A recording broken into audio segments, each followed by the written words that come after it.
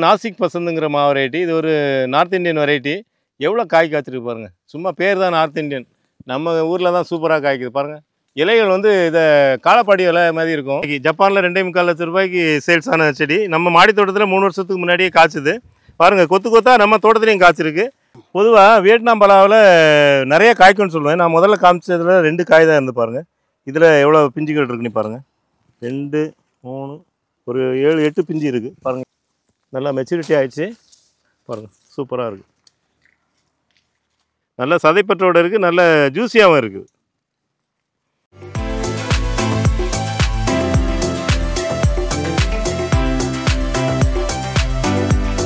வணக்கம். இந்த வீடியோவில் பார்க்குறது நம்ம 3 வருஷத்துக்கு முன்னாடி நடவு பண்ணி கொடுத்த ஒரு பழத்தோட்டம். இதனுடைய ஃபஸ்ட்டு பார்ட்டு நம்ம ஏற்கனவே பதிவு பண்ணி யூடியூப்பில் போட்டிருக்கோம். இது செகண்ட் பார்ட்டு. இதில் அந்த 3வது வருஷத்தில் எவ்வளவு பழங்கள் வந்திருக்கு, எவ்வளோ காய்கள் இருக்குங்கிறத பாருங்கள். அதோட செடியோட வளர்ச்சியும் பார்க்கலாம். பங்கனப்பள்ளி வெரைட்டி. நம்ம பங்கனப்பள்ளி என்னென்னா, நம்ம கஸ்டமர் யாராவது செடி வாங்க வரும்போது கேட்பாங்க, சார் என்ன செடி வைக்கலான்னு கேட்பாங்க.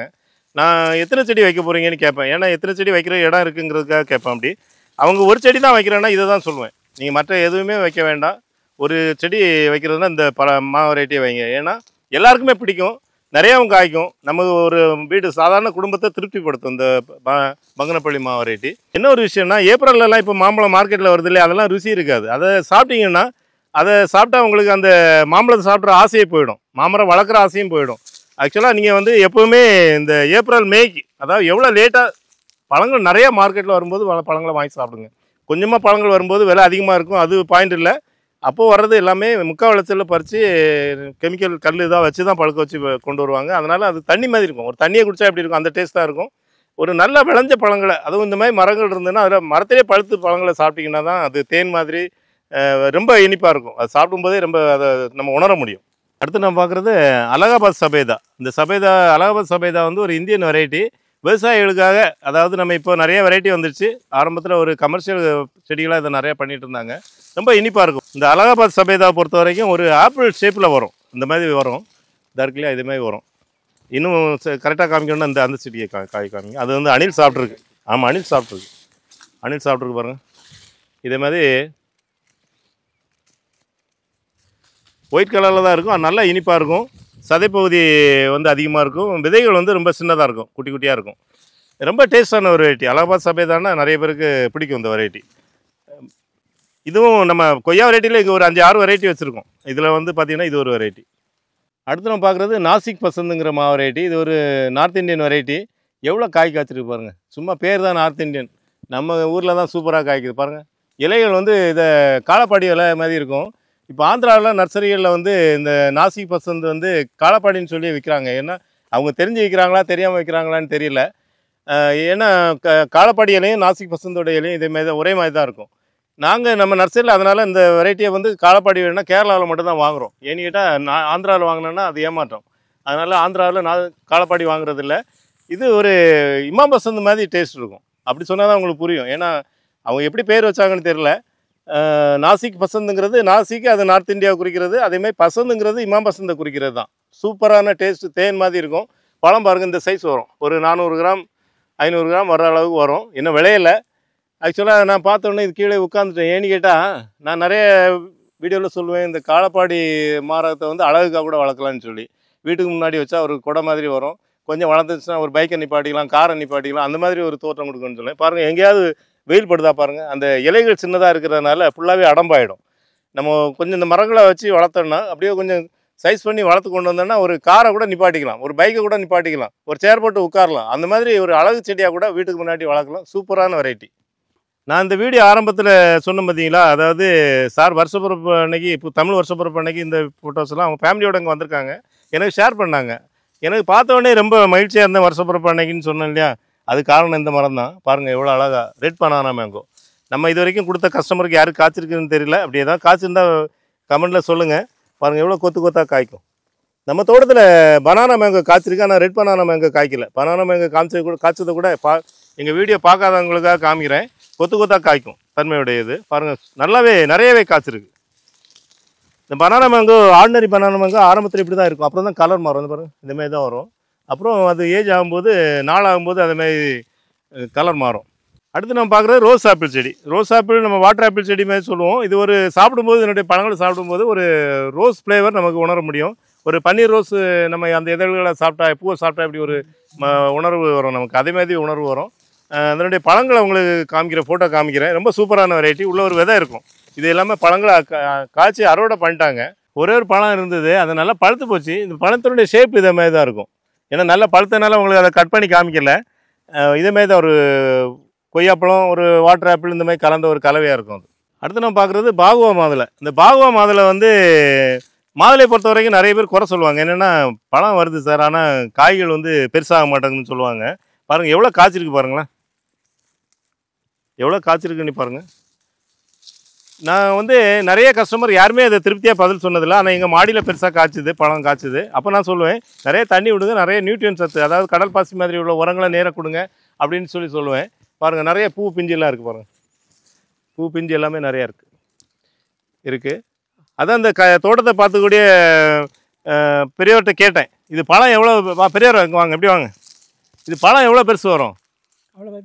பழம் அவ்வளோ பெருசு வருமா? நான் பார்த்தது இல்லையா அவ்வளோ பெருசு? உண்மைதானா? சரி ஓகே. ஏன்னா நிறைய பேர் நீங்கள் சொல்கிறீங்க இல்லையா, மாதுளையை பொறுத்த வரைக்கும் நர்சரியில் வாங்குறது பெருசாகலை. அதுக்கு என்ன காரணம்னாக்க இந்த இதோட பெருசாக வரும். இங்கே என்ன காரணம்னா ஈரம் இருந்துகிட்டு இருக்குது இந்த பூமியில். பார்த்தீங்கன்னா ஈரம் எப்போவுமே இருந்துகிட்ருக்கு. நான் அதனால தான் சொல்லுவேன், கொஞ்சம் ஈரத்தன்மை இருக்கிற மாதிரி பார்த்துக்கிட்டிங்கன்னா மாதுளையை பொறுத்த வரைக்கும் நல்லா பழம் பெருசாகும். நிறைய இடங்களில் என்ன பண்ணுறாங்கன்னா தண்ணி சரியாக விடுறதில்லைன்னா விடுவாங்க, ஆனால் மண் உணர்ந்துடும். அந்த ஈரம் போய்டுறதுனால அந்த காய்கள் பெருக்கிறதுல ஈரத்தன்மை இருக்கிற மாதிரி பாருங்கள். கடற்பாசி மாதிரி உள்ள சத்தான உரங்களையும் கொடுங்க, நல்ல பழம் பெருசாகும். அடுத்து நம்ம பார்க்குறது ஒயிட் வாட்டர் ஆப்பிள். பாருங்கள் பியூர் ஒயிட், மில்க் ஒயிட்னு சொல்கிறோம் இல்லையா, அந்த வாட்டர் ஆப்பிள் நல்லா இனிப்பாக இருக்கும். இது வந்து மற்ற ரகங்களை விட கொஞ்சம் வித்தியாசமான இது சுவையில் இருக்கும், நல்லா இனிப்பாக இருக்கும். இதனுடைய வளர்ச்சி தன்மையும் கொஞ்சம் மாறுபடுது. இப்போ எல்லாமே ஒரே டைமில் நடவு பண்ணாலும் இதனுடைய வளர்ச்சி கொஞ்சம் ஸ்லோவாக இருக்குது. இந்த ஒயிட் வாட்டர் ஆப்பிளை பொறுத்த வரைக்கும் நிறைய காய்ச்சிருக்கு. அது கலரே ரொம்ப அட்ராக்டிவாக இருக்குது, நல்லா பியூர் ஒயிட்டாக இருக்கிறதுனால நிறைய பேருக்கு விருப்பமான ஒரு செடியாக இருக்கும். அது அடுத்து நம்ம பார்க்குறது உட் ஆப்பிள் செடி. இந்த உட் ஆப்பிள் செடி லாஸ்ட் இயர் காய் வந்துருந்தது. இப்போ பார்த்தீங்கன்னா காய்கள் இல்லை, ஆனால் பூ இருக்குது பாருங்கள், சூப்பராக இருக்குது. பூவை பார்க்குற ரொம்ப அழகாக இருக்குது. நல்ல ஏன்னா நம்ம உட் ஆப்பிள் பூவை கரெக்டாக பார்த்ததில்ல, இது நல்லா இருக்குது. இது ஒட்டு செடி, நம்ம இந்த ஒட்டு செடியாக சேல்ஸ் பண்ணுறோம். இப்போ நம்மகிட்ட ஸ்வீட் உட் ஆப்பிள் வந்துருச்சு.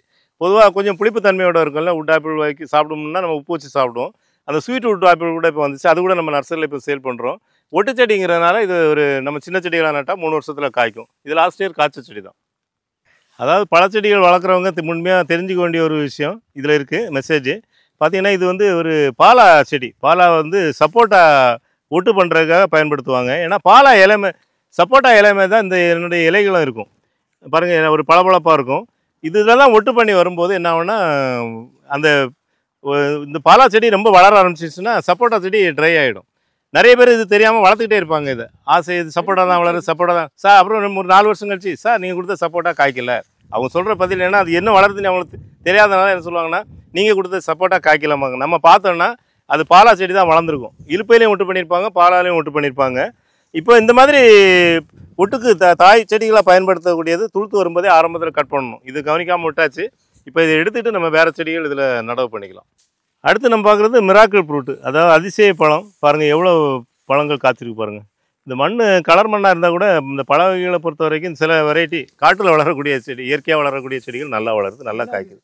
நிறைய ஒரு 100கணக்கான பழங்கள் இருக்குது. நம்ம மாடியில் வளர்க்கும்போது கூட இவ்வளோ பழங்கள் நல்லா உரம் போட்டு வளர்க்குறோம், அப்போ கூட வரதில்லை. பாருங்கள் எவ்வளோ இருக்குன்னு பாருங்கள், ஒரு 500க்கு மேலே பழங்கள் இருக்குன்னு நினைக்கிறேன். இந்த மாதிரி ஒரு செடி நம்ம தோட்டத்தில் இருந்ததுன்னா புளிக்கிற பழங்களை சாப்பிடும்போது இந்த பழத்தை சாப்பிட்டுட்டு நம்ம அதுக்கப்புறமா ஒரு நெல்லிக்காயோ இல்லைன்னா ஒரு லெமனோ சாப்பிட்டோன்னா ரொம்ப இனிப்பாக இருக்கும். சக்கரை போடாமலே சாப்பிட்லாம். பாருங்கள் எவ்வளோ தரமாகவும் இருக்குது. அதாவது நிறைய எண்ணிக்கை மட்டும் இல்லை, பழமும் நல்ல திரட்சியாக இருக்குது. இப்போ நிறைய செடிகளை நம்ம வரிசையாக பார்த்துட்டு வந்தோம், ரொம்ப சந்தோஷமாக இருந்தது. இந்த செடிகிட்ட வந்தோடனே ரொம்ப சுகமாயிடுச்சு. எனக்கும் சார் வந்து அந்த ஃபோட்டோலாம் அனுப்பிட்டு இதை வருத்தமாக சொன்னாங்க. என்னென்னா சார் நீங்கள் வந்து பாருங்கள், ஒரு மரம் நல்லா காய்ச்சிட்டு இருந்த மரம் காஞ்சி போச்சு, ஏன் நீ பார்த்து சொல்லுங்கள், அதுக்கு என்ன பண்ணலான்னு கேட்டு பார்த்து சொல்லுங்கள், நம்ம அதை பண்ணலாம் அப்படின்னாங்க. ஏன்னா 100 மரம் காய்ச்சாலும் நமக்கு ஒரு மரம் செத்தா கூட மனுஷனுக்கு அது நமக்கு காற்று வரைக்கும் பாதிக்கிற மாதிரி ஒரு விஷயம். ஏன்னா இவ்வளோ பெரிய மரம் வளர்ந்து அதுக்கப்புறம் காஞ்சி போகுதுன்னாக்க அது கண்டிப்பாக வருத்தப்படுற விஷயந்தான். என்ன காரணம்னா இது கலர் தன்மை அதிகம். இந்த இடத்துல நம்ம முதல்ல பார்த்ததை விட இது இந்த வயலை ஒட்டி இருக்குது. ரெண்டாவது இது பள்ளமான ஏரியா, தண்ணி தேங்குறது, மண் ரொம்ப களிப்பான மண். பாருங்கள் இந்த மண் ரொம்ப களிப்பான மண். இந்த வெயில் காலத்தில் இப்போ நாங்களே செருப்பு போட்டுட்டு நிற்கிறதுனால நிற்க முடியும், செருப்பு இல்லாமல் அந்த இடத்துல நிற்க முடியாது. அவ்வளோ டெம்பரேச்சர் பூமியில் இருக்குது. ஹீட் அதிகமாகும் போது என்ன ஆகுனாக்கா அந்த வேர்கள் பாதிக்கிறதுக்கு வாய்ப்பு இருக்குது. அதனால தான் நான் சாருக்கு என்ன ரெக்கமெண்ட் பண்ணுறேன்னா, பெரிய பழம் ஒரு 4க்கு 4 பழம் எடுத்துகிட்டு அதில் ஃபுல்லாகவே செம்மண் போட்டு எருவு நிறையா போட்டு கொஞ்சம் மேடை அதை ஹைட் பண்ணி ஒரு 2 அடி ஹைட் பண்ணி நம்ம செடிகளை இனி நடும்போது நடலாம் அப்படிங்கிற பரிந்துரையை சொல்கிறேன். அதேமாதிரி பார்த்திங்கன்னா இந்த 2 அடி ஹைட் பண்ணும்போது அந்த 2 அடியை நம்ம எப்படி மேடாக்குறதுன்னா, நம்ம ஒரு தோட்டங்கும்போது நிறைய விவசாய கழிவுகள் வரும், வெளியே காசு கொடுத்து வாங்க வேண்டியதில்லை. அதெல்லாம் இந்த இடத்துல நம்ம ஃபில் பண்ணாலே இந்த இடம் ஃபியூச்சரில் அது ஒரு 2 அடி ஹைட் ஆகிடும். அந்த மாதிரி இந்த இடத்த சரி பண்ணலாங்கிறது தான் என்னோட பரிந்துரை. அடுத்து நம்ம பார்க்குறது வியட்நாம் பலாச்செடி. வியட்நாம் பலாச்செடி இது நிறைய பழங்கள் காய்ச்சிச்சு. இப்போவும் பார்த்திங்கன்னா ஒரு 2 பழம் இருக்குது. இன்னும் மற்ற வேறு 2-3 செடி இருக்குது, அதுலேயும் காய்கள் இருக்குது. இது பார்த்திங்கன்னா ஒரு 7 கிலோ வெயிட் வரும், அந்த மாதிரி பெரிய பழமாகவே இருக்குது. 2 காய் தான் இருக்குது, அதனால் கொஞ்சம் பெருசாக இருக்குது. ரொம்ப எளிமையாக வளரக்கூடிய செடின்னு சொல்லுவேன். பொதுவாக வியட்நாம் பலாவில் நிறைய காய்க்கும்னு சொல்லுவேன். நான் முதல்ல காமிச்சதில் 2 காய் தான் இருந்து பாருங்கள். இதில் எவ்வளோ பிஞ்சுகள் இருக்குன்னு பாருங்கள். 2, 3, ஒரு 7, 8 பிஞ்சு இருக்குது பாருங்கள், இங்கே இருக்குது. இது மாதிரி ரொம்ப அடர்த்தியாக இருந்ததுன்னா உங்களுக்கு நிறைய பிஞ்சுகள் இருந்தால் காய் ரொம்ப பெருசாகாது, நமக்கு கொஞ்சம் தின்னி பண்ணணும். இதெல்லாம் ஒன்று பறித்து நம்ம சமையலுக்கு யூஸ் பண்ணோன்னா 4 காய் இருக்குது. இதில் ஒரு கொத்தில் வந்து 2 காய் இருக்குது. ஒரு கொத்துக்கு வந்து ஒரு காய் மட்டும் அலோவ் பண்ணோன்னா காய் நல்லா பெருசாகும், பழமும் நல்லா ருசியாக இருக்கும். அதாவது அந்த சுளைகள் வந்து ரொம்ப பெருசாக வரும். அதாவது வியட்நாம் பலா நிறைய காய்க்குங்கிறதுக்கு இந்த ஒரு பலாவை நம்ம ஒரு மாதிரியாக எடுத்துக்கலாம். பலா வெரைட்டியில் ஒன்று வைக்கிறீங்கன்னா பங்கனப்பள்ளி வைங்கன்னு சொல்லுவேன், பலா வெரைட்டியில் ஒன்று வைக்கிறீங்கன்னா இந்த வியட்நாம் பலா வைங்கன்னு சொல்லுவேன். அந்த மாதிரி ஒரு சிறந்த வெரைட்டி இது. அடுத்து நம்ம பார்க்குறது மியாசாகி. ஜப்பானில் 2.25 லட்சம் ரூபாய்க்கு சேல்ஸ் ஆன செடி. நம்ம மாடி தோட்டத்தில் 3 வருஷத்துக்கு முன்னாடியே காய்ச்சுது பாருங்கள். கொத்து கொத்தாக நம்ம தோட்டத்துலேயும் காய்ச்சிருக்கு, ஆரணியில் இந்த கஸ்டமர் தோட்டத்துலேயும் காய்ச்சிருக்கு பாருங்கள். கொத்து கொத்தாக இருக்குது, நிறைய பிஞ்சுகள் வருது. அதாவது நம்ம ஊரில் காய்க்குமான்னு கேட்குறவங்களுக்காக தான் இந்த பதிவு. நம்ம ஊரில் எப்படி காய்ச்சிருக்குங்கிற பாருங்கள். ஆரணியாக இருந்தாலும் அதுவும் நம்ம ஊர் தான், நம்ம தமிழ்நாட்டில் இருக்கக்கூடிய ஏரியா தான். பாருங்கள் எவ்வளோ இதாக இருக்குன்னு. ஏன்னா கலர் மாறல. இந்த பாருங்கள், இன்னும் பழமாகும்போது நல்லா கலராக வரும் பாருங்கள். தெரியுதா, கலர் தெரியுதா, நல்லா ரெட்டிஷாக வரும். இதில் மற்ற பழத்துக்கும் இதுக்கு, மற்ற மாம்பழத்துக்கும் இதுக்கு என்ன வித்தியாசம்னு கேட்பாங்க. டேஸ்ட் ஒரு பக்கம் இருந்தாலும் பீட்டா கரோட்டின் அதிகமாக இருக்குன்னு சொல்கிறாங்க. அதாவது அவங்க அனலைஸ் பண்ணி சொன்ன ரிசல்ட் படி பீட்டா கரோட்டின் அதிகமாக இருக்கிறதுனால தான் இந்த பழம் வந்து அவ்வளோ விலை விற்கிறதா சொல்கிறாங்க. செடிகளும் அந்த மாதிரி ஏற்கனவே ஒரு 2000 ரூபாய் விற்ற செடிலாம் இப்போ 650 ரூபாய்க்கு நம்ம நர்சரியில் தரோம். ஒரு 2 அடி 2.5 அடி ஹைட் இருக்குது, 3 அடி ஹைட்டில் கூட இருக்குது. அதெல்லாம் 650 ரூபாய்க்கு தான் தரோம். மாடியில் வளர்க்கலாம், தரையில் வளர்க்கலாம். எப்படி நம்ம ஊரில் காய்க்குங்கிறது இந்த ஒரு மரமே உங்களுக்கு சாட்சியாக போதும். அடுத்து நம்ம பார்க்குறது சிவப்பு நெல்லி. நம்ம பச்சை நெல்லி பார்த்துருப்போம், அதில் நிறைய பெரிய பெரிய காய்கள் நம்ம சாப்பிட்ருப்போம். சிவப்பு நெல்லி யாரும் சாப்பிட்டதுக்கு வாய்ப்பில்லை. இந்த ஓனர் சாப்பிட்டாரு, அவங்க தோட்டத்தை பார்த்துக்கிறவரும் சாப்பிட்டுட்டேன்னு சொல்கிறாரு. ஏன்னா நானே இன்னும் காயை எங்கேயுமே பார்க்கல. பாருங்கள், இது லைட்டாக இப்போ தான் சிவப்பாக மாறுது. அதாவது தெரியுதா, கேமராவில் தெரியுதான்னு தெரில, லைட்டாக மாறுது. இங்கே ஒரு காய் இருக்குது. ஏற்கனவே காய்கள் வந்து அவங்க சாப்பிட்ருக்காங்க. இன்னும் எப்படி நல்லா சிவப்பாக இருந்தது, அது சிவப்பாக தான் இருந்தது காய் இல்லையா, சாதா நெல்லிக்காய் மாதிரி இல்லை, அது மாதிரி இல்லை. பார்த்தீங்களா, ஏன்னா நானும் பார்த்ததில்ல, ஒரு சாட்சி வேணுங்கிறது தான் பெரியவரை கூப்பிட்ருக்கேன். சிவப்பு நெல்லியில் சிவப்பாக காய் காய்ச்சிருக்கு ஃபஸ்ட்டு. நமக்கு தெரிஞ்ச வரைக்கும் நம்ம ஆரணி தோட்டத்தில் நம்ம கொடுத்த செடியில் காய்ச்சிருக்கு, ரொம்ப சந்தோஷமாக இருக்குது. அடுத்து நம்ம பார்க்குறது தாய் கிங் ஜாமுன். இந்த தாய் கிங் ஜாமுன் பார்த்திங்கன்னா இலைகள் பெருசாக இருக்கும், ஒரு ஆலை இலை மாதிரி பாருங்கள், ஒரு ரொம்ப தடிமனாக இருக்கும், இலை திக்காக இருக்கும். இந்த பாருங்கள், இந்த இலையை பாருங்களேன், ரொம்ப வித்தியாசமாக இருக்கும். Thailand variety. நம்ம நர்சரியில் ஏற்கனவே ஒரு 4 வருஷமாக இந்த செடிகள் சேல்ஸ் பண்ணுறதுனால இந்த 3 வருஷத்துக்கு முன்னாடி இந்த கஸ்டமருக்கு கொடுத்துருந்தோம். இப்போ இதில் பூக்கள்லாம் வந்திருக்கு, இன்னும் பழம் வரல, இந்த பூ வந்திருக்கு. பூ வந்து கொட்டிடுச்சு, இனி காயாகிறதுக்கு வாய்ப்பு இருக்குது. சில மொட்டுகளும் இருக்குது, அது காயாகிறதுக்கு வாய்ப்பு இருக்குது. பழம் பெருசாக இருக்கும். அதாவது நாவல் பழம் பெருசாக வேணும்னு கேட்பாங்க, அதாவது இப்போ கடைகளில் மார்க்கெட்டில் விற்கிற மாதிரி வேணும்னு கேட்பாங்க. அந்த மாதிரி இவர் எதிர்பார்க்குறவங்க இந்த தாய் கிங் ஜாமுனை வந்து வீட்டில் வளர்க்கலாம், மாடியில் வளர்க்கலாம், தரையில் வளர்க்கலாம். மாடியில் வளர்க்கும்போது கட் பண்ணி வளர்க்கணும். அடுத்து நம்ம பார்க்குறது கோடூர் சாத்துக்குடி. நம்ம நர்சரியில் இப்போ வந்து வியட்நாம் சாத்துக்குடி, பாரியோன் சாத்துக்குடிலாம் சேல்ஸ் பண்ணுறோம். அதுவும் இதேமாதிரி தான் காய்க்கும், இதை விட அதிகமாக காய்க்கும். ஆனால் நான் இந்த மண்ணுக்கு வந்து இந்த சாத்துக்குடியை வந்து நல்லா காய்க்குது பாருங்கள், கொத்து கொத்தாக காய்ச்சிருக்க பாருங்களேன், நிறைய காய்ச்சிருக்கு. இப்போ இந்த மாதிரி நம்ம ஒரு செடியை வைக்கும்போது எந்த செடியில் அதிகமாக காய்ப்புத்தன்மை இருக்கோ அந்த மாதிரி செடிகளை கூட நம்ம ஒரு கமர்ஷியலாக பயிர் பண்ணுறோன்னா பண்ணலாம். இப்போ இதெல்லாம் காய்ச்சி நம்ம ஃப்ரெஷ்ஷாக மார்க்கெட்டில் கொண்டு கொடுத்தோன்னா யாரும் நல்ல விலை கொடுத்து வாங்குவாங்க. ஏன்னா நமக்கு வட இந்தியாவில் தான் பெரும்பாலும் சாத்துக்குடி வருது நம்ம மார்க்கெட்டுக்கு, கோயம்பேடு மார்க்கெட்டுக்கு. அந்த மாதிரி பழங்கள் வரும்போது ஒரு 4 நாள் 5 நாள் கழித்து தான் நம்ம சாப்பிட்ற அளவுக்கு மார்க்கெட்டில் கிடைக்கும். இதெல்லாம் நம்ம உடனடியாக இன்றைக்கி அறுவடை பண்ணி இன்றைக்கி நம்ம மார்க்கெட்டில் சேல் பண்ணோன்னா அது கஸ்டமர்கிட்ட போகும்போது நல்ல ஒரு மரியாதை இருக்கும், இந்த பழங்களுக்கு நல்ல மரியாதை இருக்கும், நல்ல ரேட்டு கிடைக்கும். பாருங்கள் எவ்வளோ காய்ச்சிருக்குன்னு. கோடூர் சாத்துக்குடி இது நம்மகிட்ட நிறைய செடிகள் இப்போ நம்ம சேல்ஸ் பண்ணிகிட்டு இருக்கோம். சாத்துக்குடியிலே பாரியூனும் சேல்ஸ் பண்ணுறோம், வியட்நாம் பண்ணுறோம், இது கோடூர் சாத்துக்குடியும் பண்ணுறோம். கோடூர் சாத்துக்குடியிலே ஒரு செடியில் ஏதாவது பழம் பெருசாக இருக்கான்னு பார்க்கலாம். பெருசாக இருந்தால் நம்ம கட் பண்ணி சாப்பிட்டு பார்க்கலாம். எல்லாம் சின்ன சைஸாக இருக்குது, இன்னும் மெச்சூரிட்டி ஆகலை. இங்கே ஒன்று இருக்குது, இந்த இருக்கு பாருங்கள், நல்லா மெச்சூரிட்டி ஆகிடுச்சு பாருங்கள், சூப்பராக இருக்குது. ஒரு 300 கிராம் வெயிட் வரும்னு நினைக்கிறேன். நல்லா பழம் நல்லா திரட்சியாக இருக்குது, நல்லாவும் இருக்குது, பார்க்குறதுக்கு ஷைனிங்காக இருக்குது. இப்போ இதை கட் பண்ணி சாப்பிட்டு பார்க்கலாம் எப்படி இருக்குன்னு. ஃப்ரெஷ்ஷான பழங்களை கட் பண்ணும்போது தான் அந்த ஸ்மெல் தெரியும், அது அப்படியே தெரிக்கும். கடைகளில் வாங்குறது ஒரு வாரம் 10 நாள் கழிச்சு தான் நம்ம சாப்பிட்றோம், அதனால் அதனுடைய டேஸ்ட்டு தெரியல. பாருங்கள், ஜூஸ் பாருங்கள், தெரியுதா? கொட்டுது, ஜூஸ் கொட்டுது. வாசனையே ரொம்ப நல்ல மணமாக இருக்குது. சூப்பராக இருக்குது, சூப்பராக இருக்குது பாருங்கள். நல்ல சதைப்பற்றோடு இருக்குது, நல்ல ஜூஸியாகவும் இருக்குது.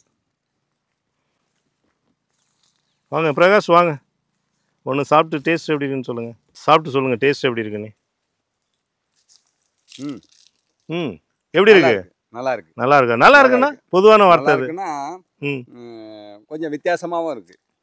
ரொம்ப புளிப்பே இல்லை, சுத்தமாக புளிப்பு இல்லை, சுத்தமாக இல்லை. வித்தியாசமானு சொன்னீங்க இல்லையா? ஆமாம், அது அந்த ஃப்ளேவர் வந்து நம்ம ஃப்ரெஷ்ஷாக சாப்பிட்றதுனால உள்ள வித்தியாசம் தான். சாத்துக்குடி சாப்பிடாதவங்க யாரும் இருக்க மாட்டாங்க, ஆனால் இந்த மாதிரி சாத்துக்குடி சாப்பிட்டுக்க மாட்டாங்க. அந்த புளிப்புன்றது கிடையாது, சுத்தமாக இல்லை.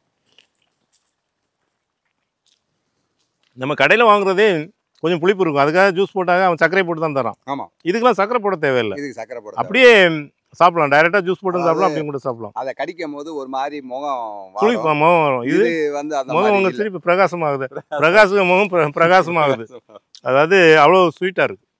அடுத்து நம்ம பார்க்குறது ஸ்டார் ஃப்ரூட் செடி. இது வந்து எவ்வளோ பூக்கள் இருக்குன்னு பாருங்கள். இதுவும் 3 வருஷம் 43 நாள் வயசு தான் ஆகுது. ஏன் குறிப்பிட்டு சொல்கிறேன்னா எல்லாமே நல்லா சிறப்பாக இருக்குது. ஒரு தோட்டம் வைக்கணும்னு விருப்பப்படுறாங்க, இந்த மாதிரி செடிகளை பார்க்கும்போது அவங்களுக்கு ஒரு ஐடியா கிடைக்கும். பொதுவாக உங்களுக்கும் இந்த மாதிரி தோட்டங்கள் இருந்தாலோ இல்லைனா காலியாக இடங்கள் இருந்தாலோ நீங்கள் தோட்டங்கள் வைக்கணும்னு விரும்பினாலோ இந்த மாதிரி எல்லா வெரைட்டிஸ் செடிகளையும், அதாவது எக்ஸாட்டிக் வெரைட்டிஸை வைக்கும்போது நமக்கு சில பழங்கள் நம்ம மார்க்கெட்லேயே கிடைக்கும், அதை மார்க்கெட்லேயே வாங்கி சாப்பிடலாம். மார்க்கெட்டில் கிடைக்காத பழங்கள் நிறைய இருக்குது. அந்த மாதிரி பழ செடிகளை நம்ம வளர்க்கும்போது இப்போ நாங்கள் வந்து பாருங்க, நாங்கள் வந்து எவ்வளோ பழங்களை சாப்பிட்டோம். அது இன்னொருத்தர் தோட்டமாக இருந்தால் கூட நாங்களே சாப்பிடும்போது இது உங்கள் தோட்டமாக இருந்ததுன்னா நீங்கள் இன்னும் தைரியமாக நிறைய பழங்களை சாப்பிடலாம். இந்தமாதிரி ஆசைப்படுறவங்க நம்ம Greenland nursery YouTube channel subscribe பண்ணி பாருங்கள். நிறைய வீடியோ போட்டிருக்கோம். புதுசாக தோட்டம் வைக்கிறதுல முதற்கொண்டு மாடியில் செடிகள் வளர்க்குறது முதற்கொண்டு போட்டிருக்கோம். எங்கள் செடிகள் வேணும்னா எங்கள் நர்சரி நம்பர் 9841 986 4000 நம்பருக்கு கான்டாக்ட் பண்ணுங்கள். நன்றி, வணக்கம்.